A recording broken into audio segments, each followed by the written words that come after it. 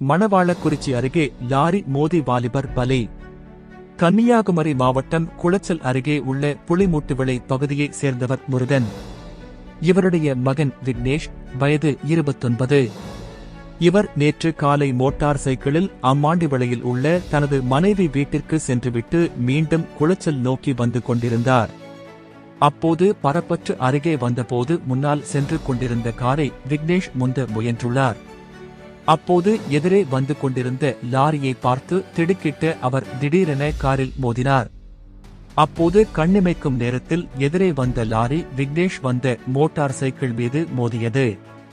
இதில் தூக்கி வீசப்பட்ட அவர் சம்பவ இடத்திலேயே பரிதாபமாக இறந்தார். இதுகுறித்து தகவலறிந்து மணவாளக்குறிச்சி போலீசார் சம்பவ இடம் விரைந்து வந்து விக்னேஷ் உடலை கைப்பற்றி பிரேத பரிசோதனைக்காக ஆசாரிப்பள்ளம் அரசு மருத்துவமனைக்கு அனுப்பி வைத்தனர். மேலும் இதுகுறித்து போலீசார் வழக்கு பதிவு செய்து விசாரணை நடத்தி வருகின்றனர்.